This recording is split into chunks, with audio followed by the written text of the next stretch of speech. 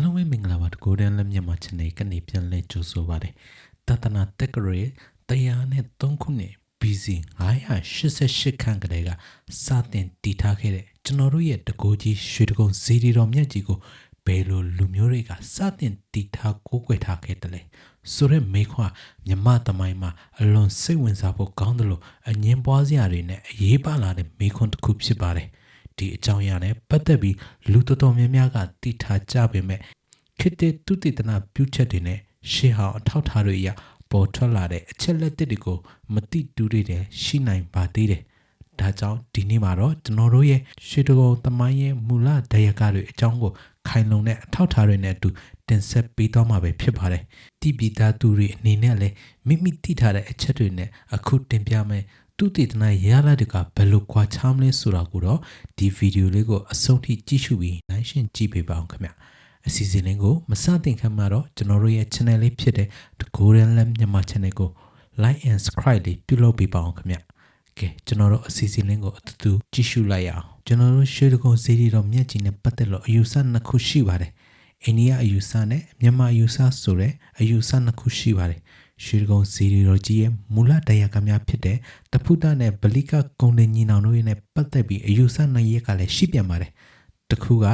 သူတို့ကိုအိန္ဒိယနိုင်ငံသားဖြစ်တယ်ဆိုတဲ့အယူဆဖြစ်ပြီးနောက်တစ်ခုကတော့မြန်မာနိုင်ငံသားဖြစ်တယ်ဆိုတဲ့အယူဆဖြစ်ပါတယ်ဒီအယူဆနှစ်ခုမှာတမိုင်းအထောက်အထားခိုင်လုံမှုအရာအိန္ဒိယနိုင်ငံသားဖြစ်တယ်ဆိုတဲ့အယူဆမှားယွင်းကြောင်းတွေ့ရှိရပါတယ်အိန္ဒိယအယူဆဟာဘာကြောင့်မှားတယ်လဲဆိုတာကိုတော့အချက်၅ချက်နဲ့ပြောပြပေးသွားမှာပဲဖြစ်ပါတယ်နံပါတ်1အချက်အိန္ဒိယနိုင်ငံအော်ရီတာပြည်နယ်မှာရှိတဲ့စံတော်ရှင်ဇီဒီတဆူရှိရလို့ပြောဆိုနေကြပေမဲ့လည်းဘယ်နေရာမှာဘယ်စီဒီဆိုတာတိကျစွာလက်ညှိုးထိုးပြနိုင်ခြင်းမရှိပါဘူး။နံပါတ်2အချက်သူတို့ညွှန်းဆိုထားတဲ့ကလင်ကတိုင်းပြည် data ဆိုတာလေအာတောကမင်းကြီးနောက်ပိုင်းမှာ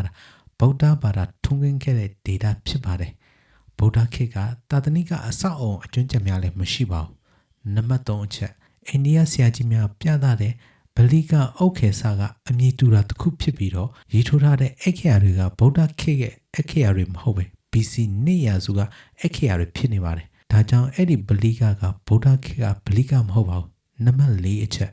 နောက်တစ်ခုကအိန္ဒိယဘက်မှာကုန်းနေညီနောင်စံတော်တည်လာပြီးဇီဒီတဲချောင်းစံတော်ကျိုးဇီဒီလိုမျိုးတခြားဆက်ဆက်တဲ့အရာဘာမှတစ်ခုမှမရှိသလိုစာပေမှတ်တမ်းတော့မရှိပါဘူး။အိန္ဒိယဘက်မှာလို့ပြောတဲ့သူတွေကဒါကြီးကကုန်းနေညီနောင်ပင့်လာတဲ့စံတော်တွေနဲ့တည်ထားတဲ့စံတော်ရှင်ဇီဒီလို့ဘယ်သူမှအခိုင်အမာလက်ညှိုးမထိုးပြနိုင်ပါဘူး။နံပါတ်5အချက်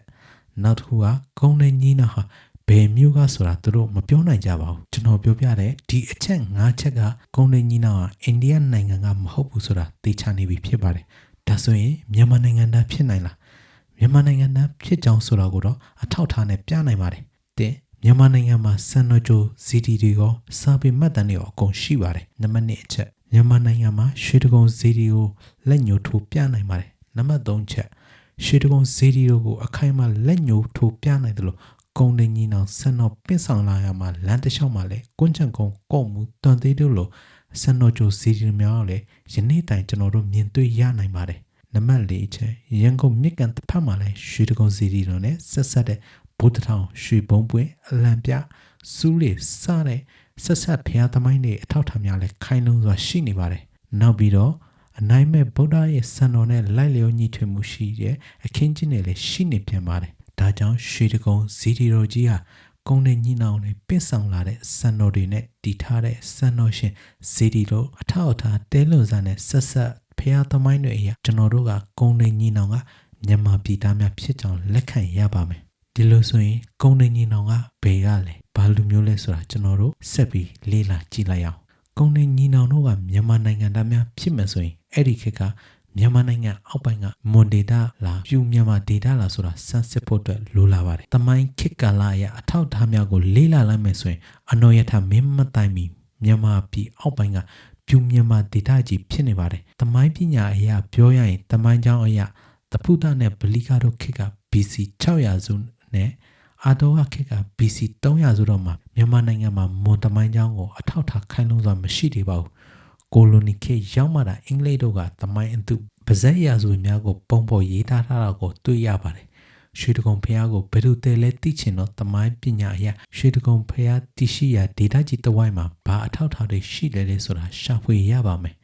အထောက်ထားတွေရှာဖွေပြီးတဲ့နောက်မှာတော့တမိုင်းပညာရှင်တွေရဲ့အယူအဆအရကုန်းတဲ့ညီနောင်ခင်မှာမြန်မာနိုင်ငံမှာမွန်နေမရှိသေးပဲပြူအထောက်ထားများတာရှိကြောင်းပြူကဗမာဖြစ်ကြောင်းထောက်ပြနိုင်ခဲ့ကြပါတယ်ဒါကြောင့်မလို့ကုန်းတဲ့ညီနောင်ကပြူဗမာများဖြစ်ကြပါတယ်တဖုတနဲ့ဗလိကကုန်းတဲ့ညီနောင်တို့ဟာအိန္ဒိယဘက်ဆိုတဲ့အထောက်ထားတွေမခိုင်လုံမဲ့မာယွန်းနေတာမို့ကုန်းတဲ့ညီနောင်ဟာမြန်မာနိုင်ငံသားဖြစ်ပါတယ်မြန်မာနိုင်ငံဘယ်အရက်ဒေတာရလဲဆိုတာကိုပိဋကတ်တော်အထကာတာဖျားသမိုင်းရှေ့မှတ်တမ်းများပါရှိတဲ့အတိုင်းဥစွာဖော်ပြပြီးတော့ဒီဒေတာမှာဘာလိုမျိုးတလေဘာရင်ကျမှုတွေထွန်းကားခဲ့တယ်လေဆိုတဲ့အထောက်ထားကိုဆက်လက်တင်ဆက်ပေးတော့မှာပဲဖြစ်ပါတယ်တင်္ဂါရနတင်ဖျားဟောပဋိကသုံးပုံလာဝိနေမဟာဝါပါဏိတော်မှာဆိုရင်တဖုတဗလိကတေဝါနေစာဩကလာတန်ပဒေတန်လို့ပါရှိပါတယ်တသက်ဘာသာပြန်ရမယ်ဆိုရင်ဩကလာပတိုင်းမှာကုံတွယ်လာတဲ့ကုံနေညီနောင်ဦးဖြစ်ပါတယ်သူတို့ကဩကလာပတိုင်းသားများဖြစ်တယ်လို့ဆိုပါတယ်ပါဏိအမည်နဲ့တိုင်းတွေကအိန္ဒိယနိုင်ငံသားမှာကမြန်မာနိုင်ငံသားမှာလည်းအမည်တူတွေရှိနေပါတယ်အထက်အညာမှာဆိုရင်တုနာပရန္တတိုင်းတမ္ပတိပတိုင်းစသဖြင့်ရှိတကယ်လို့အောက်မြန်မာပြည်မှာလည်း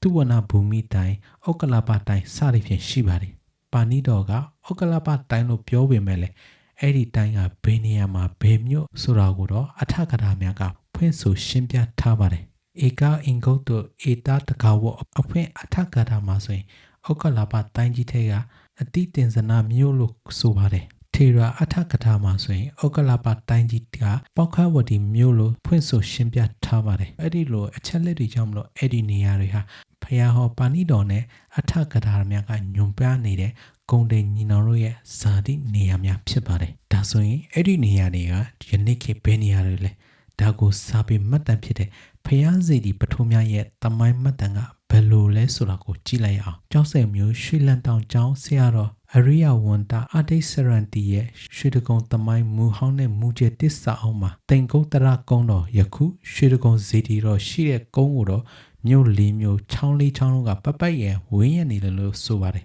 အဲ့ဒါတွေကတော့ရွှေတကုံရဲ့အရှိရက်မှာရမဝတီမြို့ဒီတိုးတရချောင်းအနောက်ရက်မှာအတိတိန်စနာမြို့အတိစန္ဒနာချောင်းတောင်အရက်မှာဒညဝတီပောက်ခါယဝတီဘူးစွန်နီချောင်းဒညဝတီဆိုတာရတန်တေးရွှေစံတော်တမိုင်းအရာပောက်ခဝတီမြို့ရဲ့အမိကွဲတစ်ခုတာဖြစ်ပါတယ်မြောက်ရက်ကတော့ဩကလပမြို့သူဝနာနဒီချောင်းငမိုးရိပ်ချောင်းလို့ယူဆရပါတယ်လို့ဖော်ပြထားပါတယ်ပဇွန်တောင်ဖျားပြူကျောင်းတိုက်ဆရာတော်ဗတ္တန်တာနရိန်တာဘီဝန္တာရဲ့စံတော်ရှင်ကြိုက်ကမာစိန်ဖျားတမိုင်းစာအုပ်မှာဝင်ကြီးပရိတေရာဇာရဲ့စာရရွှေတကုံဖျားဝင်းကျင်မှာဆိုရင်အရှိအရက်မှာဓမ္မပူရမြို့အနောက်ရက်မှာဝိဇာယာပူရမြို့တောင်အရက်မှာဒညပူရမြို့ပောက်ခဝတီမြို့မြောက်အရက်မှာဩကလပမြို့လို့ဖော်ပြထားပါတယ်မြန်မာနိုင်ငံကိုလိုနီဘွားရောက်မှရေးသားထားတဲ့ဥရွှေနော်ကသူ့ရဲ့မွန်ရာဇဝင်ဇီတီတော်တမိုင်းပေါင်းစာချုပ်မှာရှေးမြမာစာဟောင်းမွန်စာဟောင်းတွေကတညီတညွတ်ရေးထားတော့ကိုသူကထုတ်ယူဖော်ပြပြီးရွှေတကုံကုန်းတော်ရဲ့အရက်၄မျက်နှာကမြို့တွေမြစ်တွေကတော့ရွှေတကုံကုန်းတော်ရဲ့အရှိဖက်အရက်အတိတင်စနာမြို့အတိတင်စနာမြစ်အနောက်အရက်ကတော့ယမနာဂရမြို့ယမနာဂရမြစ်တောင်ရက်မှာတော့ပောက်ခကဝတီမြို့ပောက်ခကဝတီမြစ်မြောက်ရက်မှာကတော့တရိဟကုံပါဩကလာမြို့တရိဟကုံပါမြစ်တို့ဝန်းရံလည်းရှိပါတယ်လို့ဆိုထားပါတယ်စာအုပ်ပြုစုသူတွေယူဆချက်တွေကတော့အရှိအရက်ကအတိတိန်စနာမြို့ဆိုတာတန်လေမြို့ဒေါပုံမြစ်ဖြစ်ပြီးတော့အနောက်ရက်ကယမနာဂရမြို့ကတော့ဝါတရမြို့ဝါတရမြစ်တောင်အရက်ကပောက်ခကဝတီကတော့ကွမ်တေတွန်တေကွမ်တေမြစ်မြောက်အရက်ကတရိဟာကုံပါမြို့ကတော့တောင်လင်းမြို့ငမိုးရိပ်မြစ်တို့ယူဆထားပါတယ်ဒီမူကွဲတွေကိုတိုက်ဆိုင်လိုက်ရင်ရွှေတကုံဖျားရဲ့အရှိအရက်နဲ့အနောက်အရက်မြို့တွေကကွဲပြားပေမဲ့တောင်အရက်ပောက်ခကဝတီမြို့နဲ့မြောက်အရက်ဩကလာပမြို့ဆိုတာတွေကညီညွတ်လက်ရှိပါတယ်ဒါဆိုရင်ကုံတိန်ညီနောင်တို့ဟာအတိတင်စနာမြို့ကလားဒါမှမဟုတ်ပောက်ခဝတီမြို့မှာလားဆိုတာစဉ်းစားစရာဖြစ်လာပါတယ်မြတ်စွာဘုရားဟောကြားတော်မူတဲ့ဧကအင်္ဂုတ်တို့ဧတာတကာဝအဖွင့်အထကရာမှာဆိုရင်ကုံတိန်ညီနောင်တို့ရဲ့နေရက်ကိုအတိတင်စနာမြို့လို့တိကျစွာဖွင့်ဆိုထားပါတယ်ဒါပေမဲ့လည်းအဆိုပါအတိတင်စနာမြို့ကရွှေတကုံကုန်းတော်ရဲ့ဘယ်ရက်မှာရှိတယ်လဲဆိုတဲ့အချက်ကိုတော့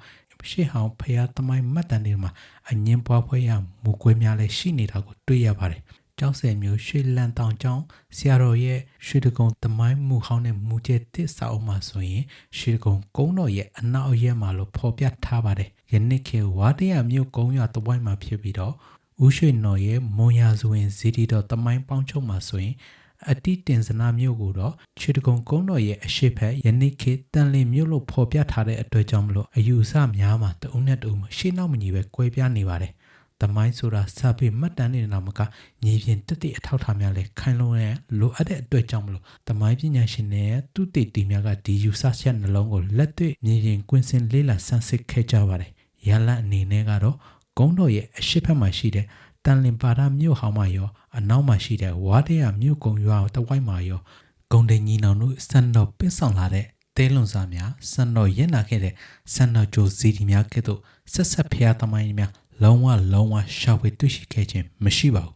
ဒုတိယအချက်ကတော့ထေရဂါထာအထဂါထာကပြောတဲ့ဂုံတင်ကြီးနောင်တို့ဟာပောက်ခရဝတီမြို့မှာဖြစ်ကြောင်းဖွင့်ဆိုချက်ကရှေးဟောင်းဖျားသမိုင်းမှတ်တမ်းများစွာနဲ့ကိုင်းညီလျက်ရှိပါတယ်အတိတင်စနာမျိုးအယူအဆနဲ့မတူပဲပောက်ခရဝတီအယူအဆမှာဆိုရင်တော့ခိုင်လွန်တဲ့သမိုင်းတဲလွန်စားများစွာရှိနေပါတယ်ယနေ့ခေတ်ကွန်းချံကုန်းကော့မူတို့ကနေစပြီးတော့တွန်တေးရွှေစံတော်အထိစံတော်ပင့်ဆောင်လာတဲ့လမ်းကြောင်းတစ်လျှောက်လုံးမှာစံတော်ကြိုစီတီများနဲ့ဆက်ဆက်ဖျားသမိုင်းများစွာအထင်ရှားတည်ရှိနေခြင်းကဒီဒေတာကကုံတင်ကြီးနောင်တို့ရဲ့နေရဖြစ်ကြောင်းသက်သေပြနေပါတယ်မွန်မြန်မာပညာရှင်အများကလည်းသဘောတူလက်ခံထားပါတယ်တွန်တေးမျိုးဈေးကြီးကုန်းရဲ့နိကြိုဒါယုံကျောင်းမှာလေတီဥပညောဘာသာဆရာတော်ကြီးကတန်တွေးရွှေစံတော်ဇေဒီတမိုင်းကြီးအဖွင့်နေ့တန်းမှာဆိုရင်လေပောက်ခရဝတီနဲ့ပတ်သက်ပြီးအလွန်တန်ဖိုးရှိတဲ့အချက်များကိုဖော်ပြခဲ့ပါတယ်ဆရာတော်ကြီးရဲ့အဆိုအရပောက်ခရဝတီမြို့ဟောင်းကရွှေတကုံကုန်းတော်ရဲ့တောင်စုစုမှမရှိပဲအနောက်တောင်ဘက်မှာရှိကြောင်းယနေ့ခေတ်တန်တွေးကော့မူကွန်းချံကုန်းအားလုံးကိုခြုံ၍ပောက်ခရဝတီနဲ့ရွှေတကုံကုန်းတော်ရဲ့တောင်ဘက်လိုခြုံ၍ခေါ်ဆိုကြောင်းမြို့ဟောင်းမှလည်းကုန်းတော်ရဲ့တောင်ဘက်နဲ့အနောက်ဆက်တဲ့နေရာတွေဖြစ်ကြောင်းပောက်ခရဝတီကိုဒညဝတီလို့လည်းခေါ်ဆိုကြပြီးတော့နန်းတော်ကုန်းတုဝနာတထေးကြီးရဲ့တထေးကုန်းခပင်းမြို့ဟောင်းတို့ယခုတိုင်ရှိကြောင်းကိုဖော်ပြထားပါတယ်တချို့ဆရာတွေကတော့အတိတင်စနာနဲ့ပောက်ခရဝတီအောက်ကလာပါတို့ကိုတမျိုးတည်းလို့ယူဆပေမဲ့လက်တွေ့မှာတော့မြို့ဟောင်းတရှိရနေရာကတမျိုးစီဖြစ်နေကြောင်းပြသနေပါတယ်ဖျားသမိုင်းစာပေမှတ်တမ်းများအရာဗုဒ္ဓခေတ်ရွှေတကုံဇီတီတော်တဲမဲတိန်ကုတ်တရကုန်းတော်ကြီးရဲ့အရက်၄မျက်နှာမှာမြို့ဟောင်း၄ခုအနည်းဆုံးရှိမယ်လို့ယူဆရပါတယ်။သမိုင်းတုတေသနာပြုချက်များအရကုန်းတော်ရဲ့ပတ်လက်မှာမြို့ဟောင်းများကိုရှာဖွေရနိုင်အနည်းဆုံးမိုင်30အတွင်းရှာဖွေသင့်ပါတယ်။လက်ရှိအချိန်ထိတော့တွေ့ရှိထားတဲ့တဲလွန်စာများနဲ့အထောက်အထားများကိုတိုက်ဆိုင်စစ်ဆေးကြည့်ပါကအောက်ပါအတိုင်းတွေ့မြင်နိုင်ပါတယ်။ကုန်းတော်ရဲ့အရှိတ်ဘက်မှာရှိတဲ့မြို့ဟောင်းမှာယနေ့ခေတ်တန်လင်းနယ်မှာဗဒါမြို့ဟောင်းဖြစ်နိုင်ခြေအလွန်များပါတယ်။ဒီမြို့ဟောင်းကလည်းဖြူရင်ချင်းမှုထွန်းကားခဲ့တဲ့မြို့ဟောင်းတစ်ခုဖြစ်ပါတယ်။မြောက်အရက်မှာဆိုရင်လည်းအောက်ကလာပါမြို့ဟောင်းဆိုယူဆစရာရှိတဲ့မြို့ဟောင်းနေရာနှစ်ခုခန့်ကိုတွေ့ရှိထားပြီးဖြစ်ပါတယ်။တောင်ဘက်ဆူဆူတဲ့အနောက်တောင်ဘက်တို့အနှဲငယ်ရိုင်းနေတဲ့ပတ်ဝန်းကျင်နေမြေအနေအထားရတွန်တေတောတန်းကြီးထဲမှာရှိတဲ့ပောက်ခဝတီမြို့ဟောင်းမှာလည်းအထင်ရှားဆုံးဖြစ်ပါတယ်။အနောက်ဘက်အရက်မှာဆိုရင်တော့လက်ရှိအချိန်ထိသူတေသနာပြုချက်များရမြို့ဟောင်းတဲလွန်စာများကိုအတိအကျမတွေ့ရသေးပဲဆက်လက်ရှာဖွေရန်ကြံရှိနေပါတယ်။သမိုင်းပညာရှင်အများစုကဂုံတိန်ညီနောင်တို့ကတွန်တေပောက်ခရဝတီမှာဖြစ်ကြောင်းကိုတညီတညွတ်တဲ့လက်ခံထားကြပါတယ်။အကြောင်းကတော့တွန်တေမှကော့မူကွန်းချံကုန်းအထိစံတော်ပင့်ဆောင်လာခဲ့တဲ့သမိုင်းလမ်းကြောင်းတစ်လျှောက်လုံးမှာခိုင်လုံတဲ့ဘုရားသမိုင်းများနဲ့စံတော်ကြိုဇီတီများကအခိုင်အမာရှိနေကြောင်းပဲဖြစ်ပါတယ်။အခုတင်ဆက်ပေးခဲ့တဲ့အကြောင်းအရာကိုအားလုံးပဲသဘောကျနှစ်သက်ကြမယ်လို့မျှော်လင့်ပါတယ်။နောက်ပတ်မှာတော့ပောက်ခရဝတီနဲ့ပတ်သက်တဲ့မြေပြင်ကနေရရှိထားတဲ့ခိုင်မာတဲ့အထောက်အထားတွေနဲ့အတူပြန်လာခဲ့ပါမယ်။ပောက်ခဝတီနဲ့ပတ်သက်ပြီးသိချင်တာလေးတွေရှိရင်လည်း comment မှာရေးထားခဲ့လို့ရပါတယ်ခင်ဗျာ။အားလုံးကိုကျေးဇူးတင်ပါတယ်။